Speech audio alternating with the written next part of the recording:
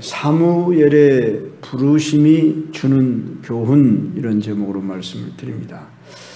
이 사무엘상 전반부는 즉 1장으로부터 10장이라고 이렇게 보면서 이스라엘의 마지막 사사였던 사무엘이 이스라엘의 지도자로 새롭게 등장하는 그런 내용입니다. 그런데 오늘 본문 3장은 사무엘이 하나님으로부터 부르심을 받아서 엘리를 대신하는 이스라엘의 새로운 지도자로 부상하고 있음을 보게 됩니다. 자, 하나님이 시대마다 자기 종을 부르셨습니다. 아브라함아, 아브라함아, 너는 본토 친척 아비집을 떠나 내가 너에게 지시할 땅으로 가라. 모세야, 모세야, 떨기나무 불꽃 가운데서 나타나 부르셨습니다.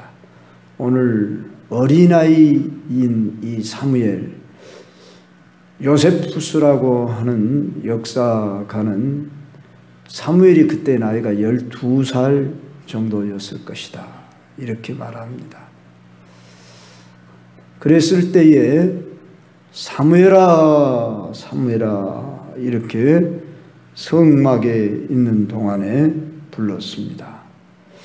사무엘이 유년 시절이던 그 시대적 상황을 우리는 1절에서 알 수 있는데, 사무엘이 엘리 앞에서 여호와를 섬길 때는 여호와의 말씀이 희귀하여 이상이 흔히 보이지 않았더라 하는 이 한마디 말씀, 여호와의 말씀이 희귀하여 이상이 흔히 보이지 않았다. 오늘처럼 이렇게 우리가 마음대로 성경을 볼 수 있는 시대가 아니고 선지자에게나 제사장에게나 사사들에게 이렇게 하나님이 음성을 간혹가다 들려주셨는데, 엘리 제사장이 당연히 하나님의 말씀을 잘 분별하여 백성들을 잘 지도해야 하는데, 하나님의 말씀이 희귀해서 이상이 그랬습니다. 이상을 우리는 여기서 비전이라 이렇게 보는 것도 좋습니다. 그래서 미래적인 앞으로의 일들에 대한 어떤 그런 비전을 보지 못하고 전혀 암담한 이런 현실 가운데, 사무엘이 태어나고 자란 그 시대는 사사 시대 말기입니다. 그러니까 사사 시대를 한마디로 말하면 자기 옳은 소견대로 행하였더라, 그렇게. 그러니까 어떤 법 질서도 없고 원칙도 없고 자기 옳은 소견대로 그저 행하는, 더더구나 하나님의 말씀이 희귀하니까 어디가 길인지 진리인지 그런 분별력을 갖지 못하는 그런 암울한 영적 도덕적 타락한 시대였다, 그런 말씀입니다. 그렇게 되어진 시대에 바로 사무엘이 하나님의 음성을 듣게 되는 이런 과정은, 가장 어두운 밤은 새벽이 가까운 시간이라고 하듯이 영적 도덕적으로 어둡고 타락한 그 시기, 정말 앞이 깜깜해서 한 치 앞도 볼 수 없고 방황하고 흔들리고 참 죄악이 관영한 시대이지만, 이제 하나님이 어느 한 사람을 통해서 새로운 시대를 열 수 있다고 하는 것을 짐작하게끔 하는데, 그것도 장성한 사람들에게, 어떤 직분을 가진 사람에게 하나님이 음성을 들려주시지 않으시고 어린 겨우 12살 이하의 잠 소년으로서 그도 물론 한 번도 하나님의 음성을 들은 바가 없어서 3번씩이나 사무엘을 불렀는데 그는 어디서 들리는 음성인지 오직 엘리 제사장 외에는 아무도 없기 때문에 엘리 제사장이 자기를 부른 줄 알고 그 밤중에 엘리 제사장에게로 달려갔더라 하는 것입니다.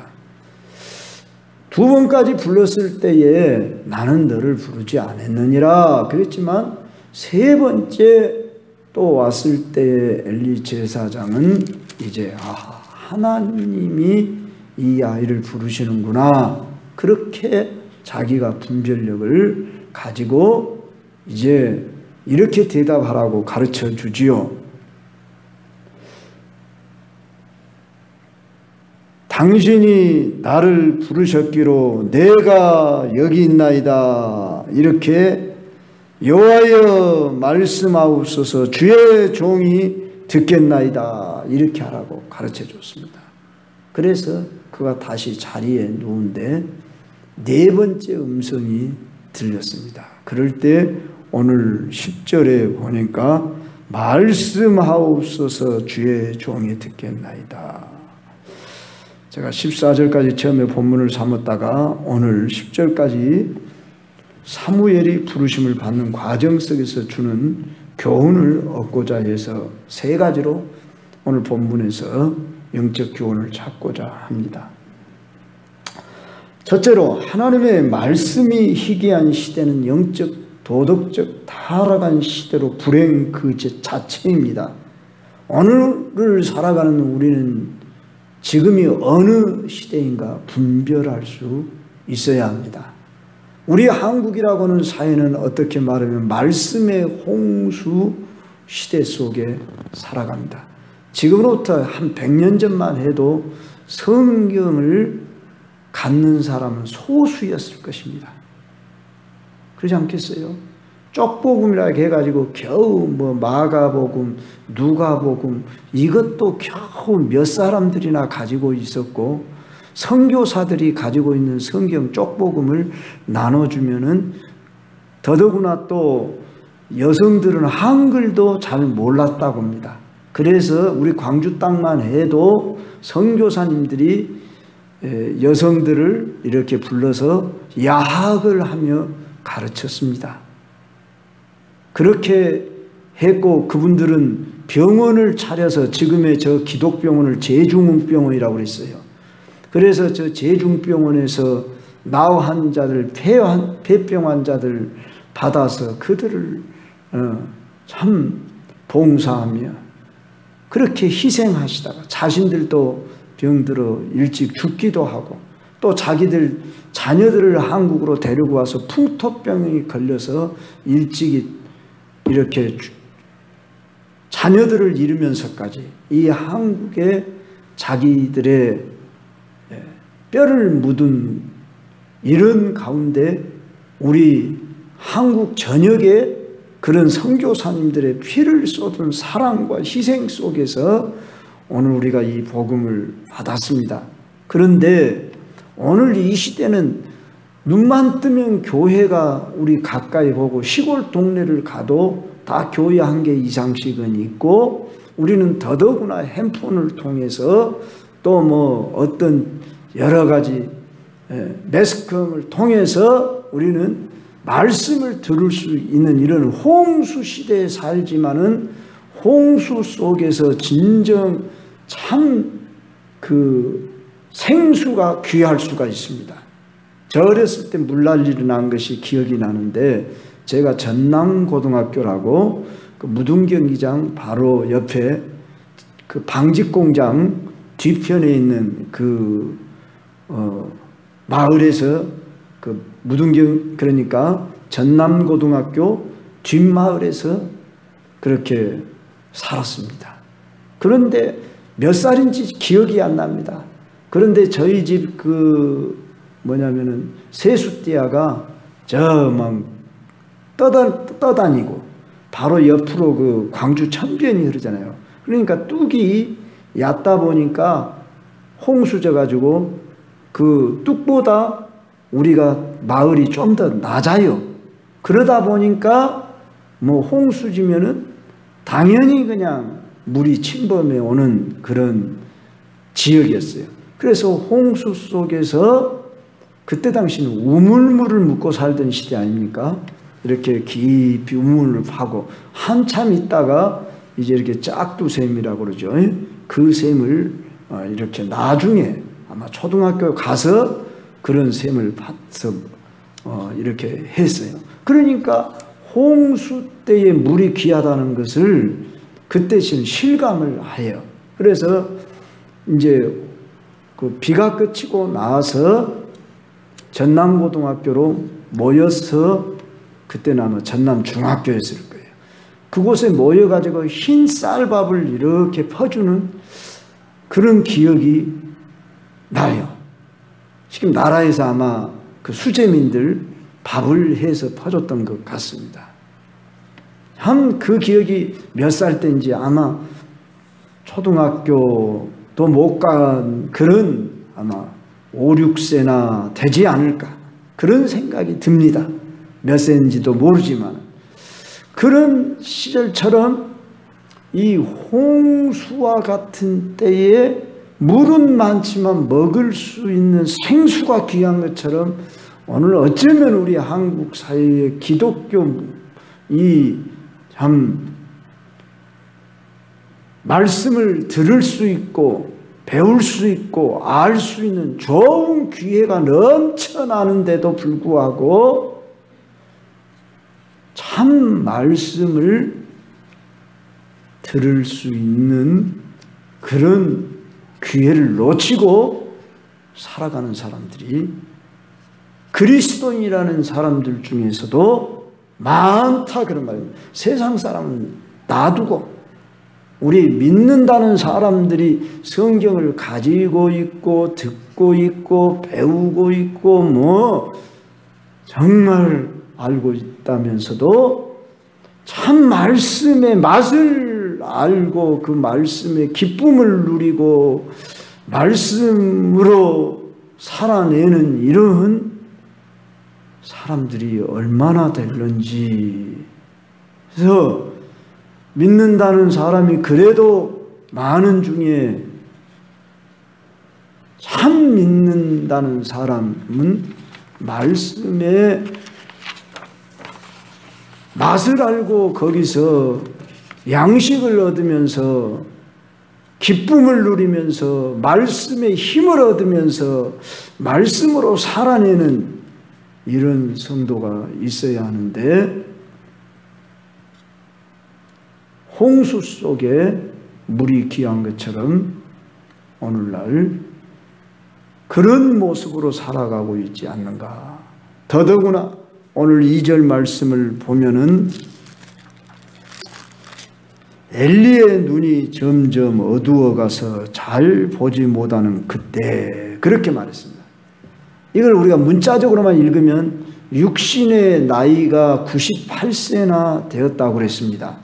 그러니 엘리의 눈이 어두웠다 이렇게만 우리가 보기가 쉬운데 엘리에게서 치명적인 약점은 뭐였냐면 육신의 눈만 어두운 게 아니라 영적인 분별력이 이미 희미해져 버린 상태, 어두운 상태였음을 저자는 의도적으로 그걸 나타내는 표현을 하기 위해서 엘리가 육신의 나이가 많아졌음과 동시에 영적으로도 어두워져 버린 그런 사람이 되어졌다. 그런 것을 나타낸다. 그 말입니다. 결국 엘리는 어린 사무엘을 통해서 자기의 가문의 앞날, 자신의 앞날을 전달받아야 했습니다. 대제사장인 엘리에게 직접 하나님이 왜 음성을 안 들려주시고 아직 사무엘은 어린아이에 있는 유대인들은 13세가 되어야 성년식을 치르는데 아직 그런 나이에 이르지 못한 그에게 하나님이 음성을 들려주실 수밖에 없었느냐 하는 것입니다. 사랑하는 성도 여러분이요, 우리는 오늘 엘리를 통해 교훈을 받아야 할 것은 인간의 몸은 세월이 흘러감에 따라 늙게 마련입니다. 육신의 기능은 약화됩니다. 그러나 신앙은 결코 쇠퇴해서는 안 된다는 것입니다.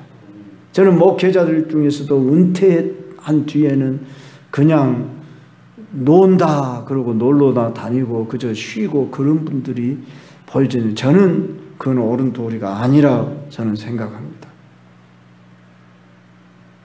정식적인 어떤 은퇴의 그 직분의 자리는 그만뒀다 할지라도 영마저 쇠퇴하고 그러면은 어떻게 보면은 일반 성도만 또 못하는 그런 자리로 전락할 수도 있을 수 있다고 말합니다. 성도님들이 집사님 은퇴하시고 장로님 은퇴하셨다고 해서 권사님 은퇴하셨다고 해서 신앙생활 안 하는 거 아니잖아요. 그런데 다 그런 건 아닌 줄 안다면 종종 그런 모습이 보여집니다. 그래서 나도 각성해야 되겠구나 그런 생각을 해보면서 우리 성도님들 중에 연로하신 우리 저 김금예 권사님 보십시오 한번. 네? 몸도 가누기 힘드신데도 저렇게 열심으로 나오고 할 수 있는데 최선을 다하고, 우리 노은서 집사님도 이제 70이 넘으셨는데도 열심으로 이제 늦었다고 하는 때가 가장 빠른 때고, 우리 이장로님 참 모범을 보여서 감사하는데 오늘 뭔지는 못 오셨지만 자 특별히 새벽 기도회까지도 나오시고 내 목숨이 다하는 그 순간까지 우리는 겉사람은 후피하나 속사람은 날로 새롭도다 했듯이 우리는 육신이 늙었다고 해서 이 엘리처럼 영적인 눈까지 어두워지면 안 된다는 것입니다. 나이가 많이 들었기 때문에 영도 쇠퇴해져 갈 수는 없다 그 말입니다. 의사들이 나이가 아무리 많이 들어도 자기 육신이 감당할 수 있는 데까지는 그 일을 하시잖아요. 그러면서 그 사람 고치는 일을 경험으로 지식으로 하잖아요. 그러면 우리도 영적으로 비록 육신은 우리가 비록 연약하고 힘들지라도 영은 맑아져야 한단 말입니다. 물론 우리가 몸이 아프고 그러면은 마음대로 기도할 수 없고 성경 볼 수 없는 안타까움이 있습니다. 그렇지만은 우리는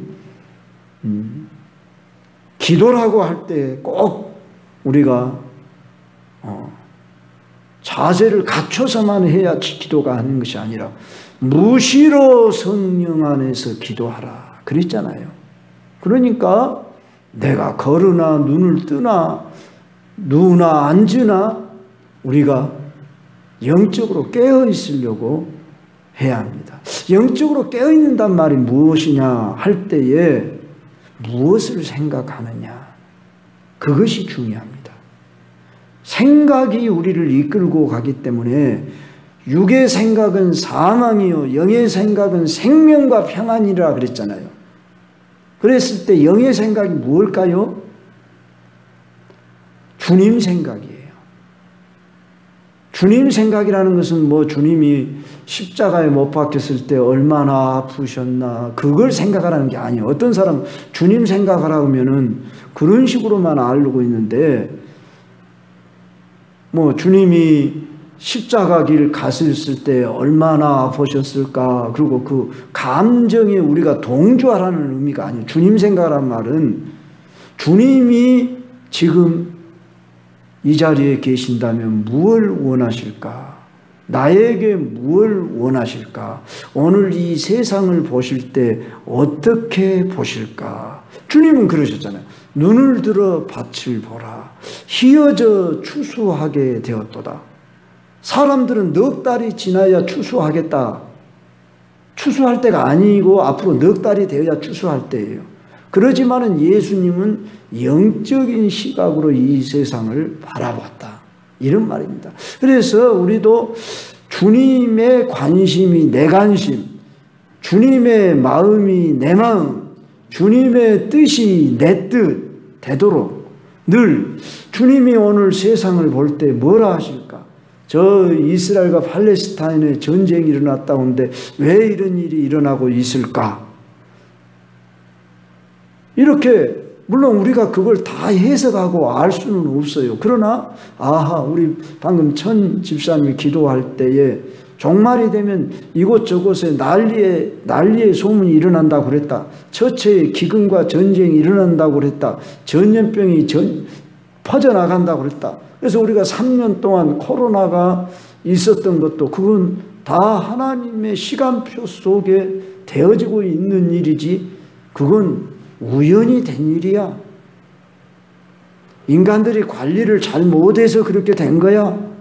물론 인간들이 관리를 잘못하는 그런 책임도 있지만은 궁극적으로는 하나님이 허용해 두시기 때문에 그렇게 된 것입니다. 그래서 우리는 마치 하나님이 그렇다고 악을 조장하는 하나님으로 이해하면 안 됩니다. 어차피 이 세상은 악이 있는 세상으로 공존하게 만들어 놓으셨습니다. 허용해 두셨습니다. 그런데 하나님이 비상 간섭하시고 막으시고 하나님이 지금도 질서를 세워 나가면서 하나님의 시간표 속에 움직이고 있지요. 그러나 우리 인간편에서는 다 이해할 수 없고 다 알 수 없습니다. 그래서 우리는 하나님의 주권 아래에 있는 자들인 것을 알면서 오늘 이 시대가 악한 시대구나. 이걸 우리가 분별한다면 우리는 어떻게 해야 합니까? 우리는 영이 깨어 있도록 늘 우리 자신들이 영의 인도, 그러니까 성령의 인도를 받아서 내 영이 분별력을 가지고 살아가도록 해야 한다는 말입니다. 그런데 엘리는 인생에 많은 경험을 했지 않겠습니까? 그래서 세 번째 음성을 이 사무엘이 동일하게 들었을 때 자기가 젊은 날에 하나님의 음성을 적어도 몇 번이라도 들어본 경험이 있었기 때문에 이 아이가 지금 하나님의 이 밤중에 하나님의 음성 아니고는 동일한 말씀을 사무엘아 사무엘아 했다고 할 때에 한 번도 아니고 세 번씩이나 들렸다고 할 때 하나님이 너를 부르신다. 이것을 엘리가 알아서 뒤늦게서 사무엘에게 가르쳐 주었다는 사실을 우리는 알 수 있습니다. 자, 오늘 우리들은 어떻게 하면 깨어 있으며 분별한 그런 삶을 살까요? 그러려면 우리는 성령의 도우심을 구해야 합니다. 고린도전서 2장 10절 13절 보면 오직 하나님의 성령으로 이것을 우리에게 보이셨으니 성령은 모든 것 곧 하나님의 깊은 것까지도 통달하시니라. 우리가 이것을 말하거니와 사람의 지혜로 가르친 말로 아니하고 오직 성령께서 가르치신 것으로 하니 영적인 일은 영적인 것으로 분별하느니라. 그러므로 바울은 에베소 교회 성도들을 위해 기도할 때 이렇게 기도하라고 가르쳤습니다. 우리 주 예수 그리스도의 하나님 영광의 아버지께서 지혜와 계시의 영을 너희에게 주사 하나님을 알게 하시고 너희 마음 눈을 밝히사 그의 부르심의 소망이 무엇이며 성도 안에서 그 기업의 영광의 풍성이 무엇이며 그의 힘의 능력으로 역사하심을 따라 믿는 우리에게 베푸신 지극히 크심이 어떤 것을 너희로 알게 하시기를 구하노라. 무슨 기도하라고 했다고요? 말이 깁니다마는 한마디로 지혜와 계시의 영이란 성령을 가리키는데 성령이 너희들을 가르쳐 주어서 성령으로 너희가 소망을 가지고 또 너희가 그 기업의 영광의 풍성함이 무엇이고 그 힘의 능력의 역사하심을 따라 베푸신 지극히 크심이 어떠한 것을 알게 해달라. 이렇게 기도하라고 에베소 교회 성도들에게 말씀했습니다. 우리는 하나님 말씀을 지금 여기 모인 성도님들은 대부분 자주 지금 예배를 참석하고 있습니다. 주일 낮은 물론이고 밤 예배, 수요일까지 또 요사이 같으면 새벽 기도까지. 자, 그런데 중요한 것을 여러분이 꼭 기억하십시오. 말씀을 여러분이 듣는 걸로 족하지 마시고 들을 때 집중해서 들으려고 하십시오.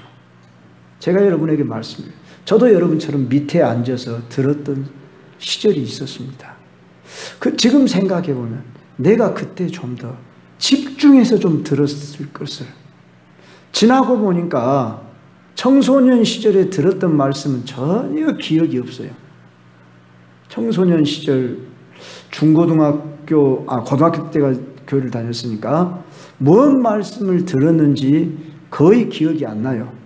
숱하게 많은 말씀을 들었고, 물론 그런데 이제 대학생 때 가서 이렇게 뭐 어떤 집회 같은 데를 통해서 뭐 어떤 그런 데를 통해서 이제 들은 말씀이 뭐 다 기억은 안 나지만 그래도 그동안 말씀이 들었던 것이 쌓여 있었기 때문에 그 말씀이 분별이 오지 않았는가, 그런 생각이 들어지는 것입니다. 그래서 마치 콩나물 시루에 물을 주면은 물은 다 빠져버리지만은 콩나물은 어느 날 자고 나면은 이렇게 자라있는 것처럼 여러분들이 주일 낮에도 듣고 밤에도 듣고 수요일 밤에도 듣고 그러기 때문에 어떻게 보면 그 말씀이 그 말씀 같고 뭐 그러지만은 여러분들이 집중해서 말씀을 드리고 소가 그 풀을 뜯은 것을 다시 되새김질 하잖아요.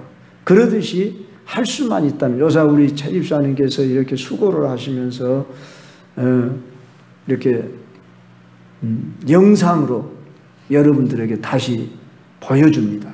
그리고 유튜브에 들어가서 광주 경성교회 이렇게 치고 들어가면은 이제 제가 좀 부탁을 했더니 녹음한 것을 나와요. 광주 경성교회만 유튜브에다 치면은 이제 심지어 우리 새벽에 했던 말씀도 나와요.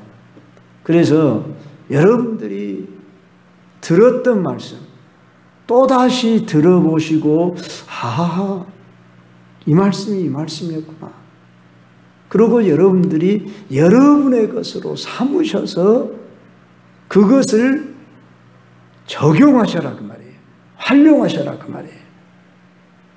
여러분, 저는 가정에서 말하면 엄마의 역할을 하고 있어요. 식단을 엄마가 또는 아내가 내 남편을, 내 자녀들을 뭘 먹여야 할까, 이것을 가장 잘 아는 사람은 주부이잖아요. 그러죠? 그래서 어제는 이 음식을 줬기 때문에 오늘은 이 음식을 줘야 한다.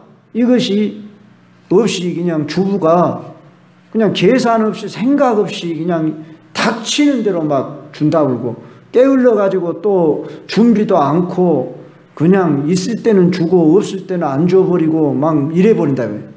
그 가족들이 어떻게 되겠습니까? 병납니다. 그래서 제가 여러분에게 말씀드리고 싶은 것은, 여러분들이 지금 배 목사가 여러분에게 말씀을 전할 때에 하나님이 저를 통해서 무엇이 필요하다 해서 계획적으로 이렇게 말씀을 주고 있기 때문에, 물론 저보다도 훌륭하게 말씀을 잘 전하게 느껴지는 분들이 여러분 요새 유튜브 상에나 어떤 TV 상에 얼마든지 있을 수 있습니다. 어떻게 보면 스피치도 훨씬 더 낫고 뭐 예화도 많이 들고 참 재밌게도 하고, 그러니까 그분들의 것이 정말로 좋게 보입니다. 쉽게 하면 우리가 식당에 가면 막 맛있는 음식을 한 번씩 먹고 싶잖아요. 그러나 여러분들이 식당의 음식을 한 3일간만 이런 가정 음식을 안 먹고 식당 음식만 한번 먹어보세요. 우리 전라도 말로 니가 나버립니다. 도저히 식당 음식. 제가 서울에 이렇게 가서 그 기숙사 생활을 한 1년을 했던가 6개월인가를 하는 동안에 기숙사에서는 밥을 못 해먹게 했습니다. 말이 기숙사지 군대 막사나 같은 그런 장소예요.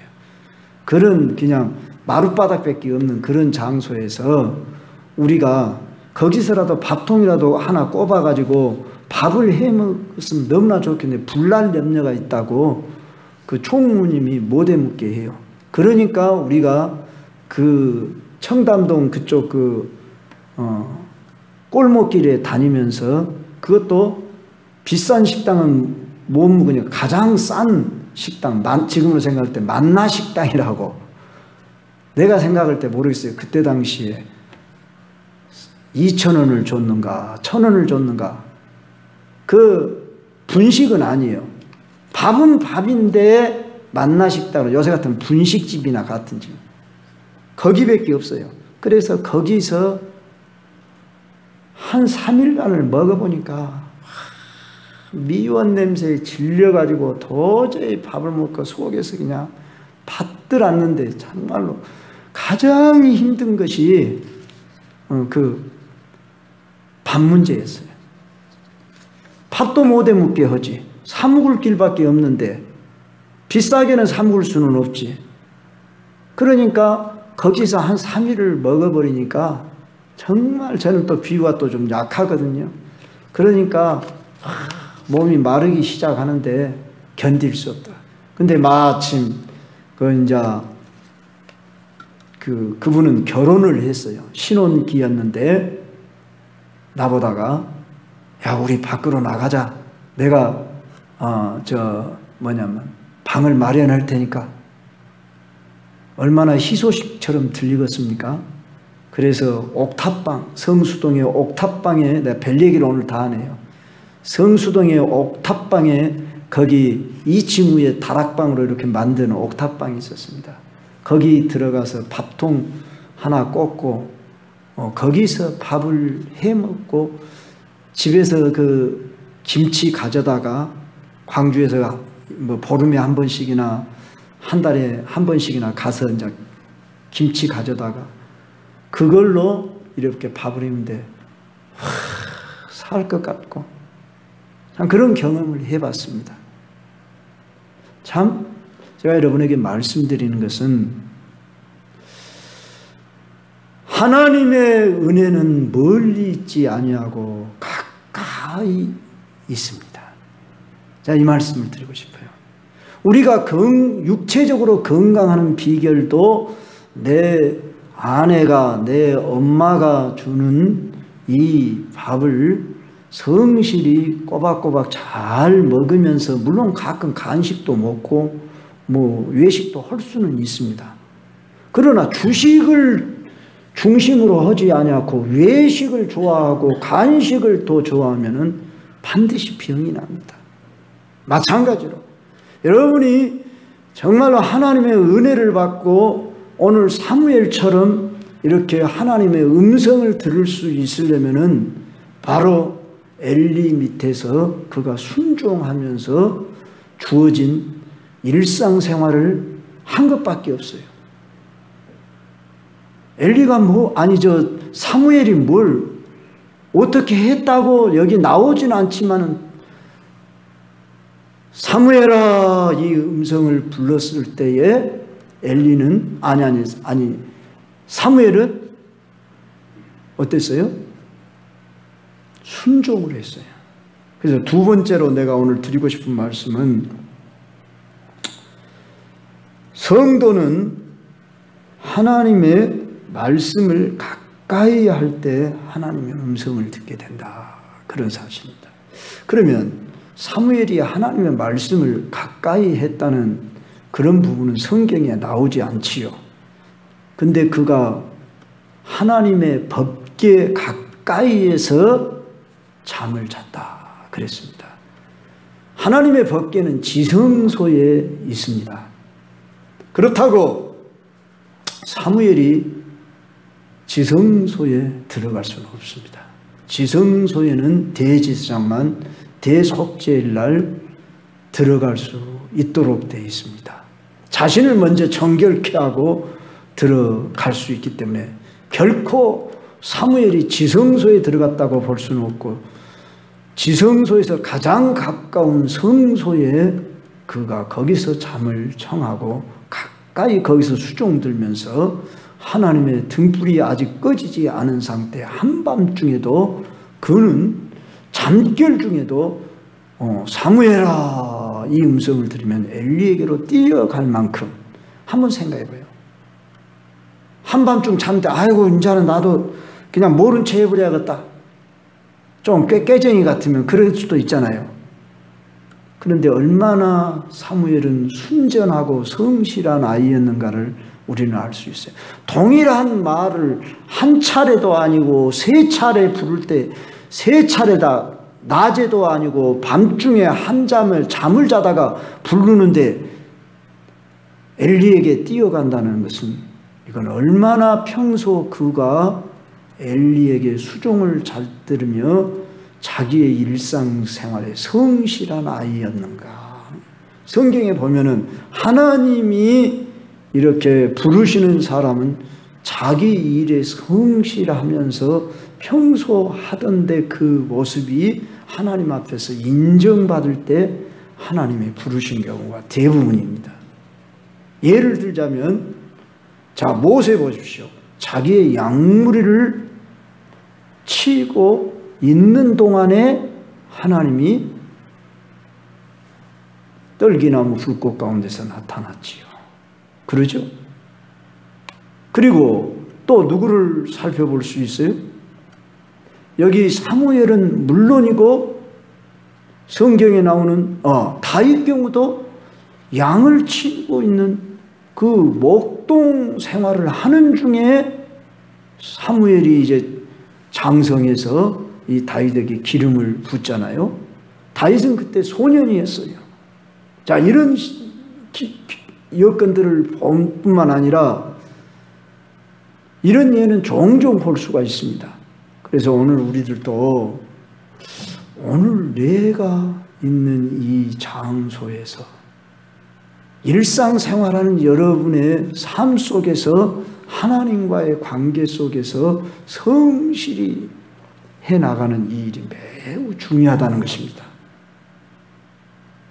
그러면 내일만 성실히 한다고 되겠습니까? 오늘 사무엘은 하나님의 궤 옆에서 잠을 잤다는 것을 우리는 영적으로 그걸 비유할 때에 하나님의 궤는 하나님의 말씀을 상징하니 우리는 얼마나 그리스도인으로서 말씀 가까이 하고 있는가 생각해 봐야 됩니다. 네. 하루에 한 번이라도 내가, 물론 여기 있는 배 목사도 어떤 날은 성경 못 보고 지나간 날도 있어요. 그렇다고 너무 여러분 죄책감 갖지는 마십시오. 그러나 여러분들이 늘 말씀을 가까이 하려고 하고 기도하는 일을 잃지 않고, 특히 교회 안에서 여러분이 말씀을 들을 때에 이 시간이 중요합니다. 그러니까 기록된 말씀을 우린 로고스라고 말하고, 지금 들리는 말씀을 레마라고 말합니다. 그랬을 때에 기록된 말씀을 내가 받으면 레마가 되는 것입니다. 여러분들이 지금 이 말씀을 들을 때에 레마로 받는 것입니다. 그러면은 여러분들이 개인적으로 성경을 읽고 묵상하는 것 매우 중요합니다. 그런데 그것만 했다고 해서 다 되는 것이 아니고, 특히 교회 안에 오셔서 말씀을 들을 때 집중해서 들어야 합니다. 저 역시 언제 은혜를 받느냐 그러면 말씀 들을 때 은혜를 받습니다. 그러면 저는 말씀 들을 기회는 여러분처럼 많지는 않잖아요. 저는 제가 전해놓고 제가 어느 날 은혜를 받습니다. 이게 신기하더라고요. 물론 어떤 날은 내가 죽을 썼구나 그런 생각이 들 때 있고 참 괴로울 때도 있습니다. 그러나 내가 오늘 말씀을 전하면서 내가 치유되고 내가 회복되는 경험을 해요. 그래서 아하, 이건 내가 하는 일이 아니구나, 성령이 하시는 일이구나, 그걸 내가 경험하게 돼요. 그리고 또 어느 집회나 또는 어떤 유튜브를 통해서도 물론 제가 공급을 받아야 되죠. 그러나 사실 제가 지금까지 은혜를 받는 경우는 직접 말씀을 들을 때 은혜를 받았지, 어떤 매개체를 통해서, 가령 유튜브니 무슨 TV니 이런 매개체를 통해서는 별로 은혜가 안 되더라고요. 현장에서 직접 대면을 해서 말씀을 들을 때. 그래서 여러분들이 어쩌든지 여러분 자신이 성경을 읽고 여러분이 성경을 공부를 하시고, 이것이 매우 중요합니다. 그리고 말씀을 듣는 시간에 집중해서 들으시고, 그것을 또 다시 또 이걸 리바이벌을 하고 다시 되새김질 하시라고 말이에요. 복 있는 사람은 여호와의 율법을 즐거워하여 그 율법을 주야로 묵상하는 자로다. 그는 시냇가에 심은 나무가 철을 따라 열매를 맺는 거와 맺으며 그 잎사귀가 마르지 아니한 같으니 그가 하는 모든 일이 다 형통하리로다. 그래서 성경에 복이라는 말이 나오면 한번 여러분 이렇게 한번 줄을 치면서 한번 관심을 갖고 여러분들이 복 받으려고 그 말씀을 한번 여러분의 것을 한번 붙잡아 보십시오. 어떨 때 복을 준다고 했는가? 참으로 여러분들이 복 받으시기를 바랍니다. 세 번째로 말씀을 드립니다. 하나님의 부르심에 즉각적인 순종을 하는 성도가 되어야 한다는 것입니다. 4절 말씀을 한번 봅시다. 여호와께서 사무엘을 부르시는지라 그가 대답하되 내가 여기 있나이다. 즉각적으로 그가, 지금 어디서 부르는지는 모르지만은 자신은 엘리가 부른 줄 알고 내가 여기 있나이다. 그리고 바로 반응을 할 만큼, 물론 들려졌으니까 그러겠죠. 그러나 불렀는데도 들리지 않는 사람이 있어요. 그리고 들으려고 하지 않는 사람이 있어요. 그런데 여기 사무엘은 어땠어요? 즉각적으로 대답을 하고 달려가기를 3번이나 하고, 4번째는 엘리 제사장이 말씀한 대로 말씀하옵소서 종이 듣겠나이다. 이렇게 응답을 했습니다. 성도 여러분, 순종이란 바로 이런 것이고 바로 이렇게 하는 것입니다. 조건 반사적으로 무조건적 순종하는 것입니다. 내가 생각해보고 따져보고, 자, 어디서 들렸지? 누가 부른 거지? 아이, 잘못 들었는가 봐. 그렇게 하지 않고 즉각적으로 3번 다 그가 내가 여기 있나이다.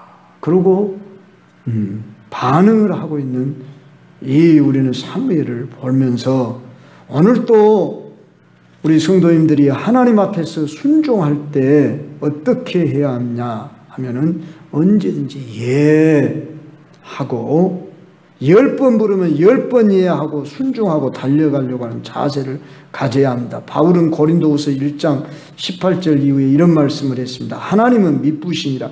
우리가 너희에게 한 말은 예하고 아니라 함이 없노라. 하나님의 아들 예수 그리스도는 예하고 아니라 함이 되지 아니하셨으니 그에게는 예만 되었니라. 하나님의 약속은 얼마든지 그리스도 안에서 예가 되니 그런지 그로 말며 우리가 아멘하여 하나님께 영광을 돌리게 되느니라.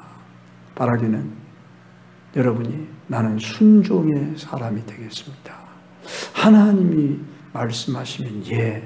그러면 하나님이 지금도 직접 음성을 들려주는 시대는 아닙니다. 물론 어떤 은사적으로 특별한 경우에 그렇게 들려질 수도 있겠지만은 매번 우리에게 하나님 직접 음성이 들린다면 우리는 까무라칠 겁니다.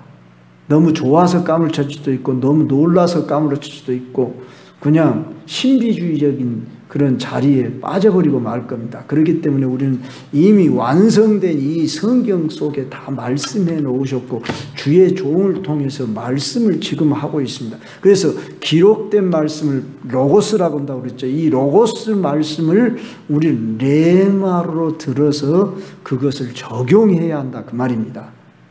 그래서 여러분들이 주의 종이 말씀을 할 때 그 말씀을 잘 들어서 여러분으로서 딱 붙잡고 거기서 주님이 내게 주신 말씀으로 설교를 들어도 여러분이 다 기억된 바도 아니고 다 들리는 바도 아니고 특별히 들리는 어떤 한 대목이 있을 수가 있지 않습니까?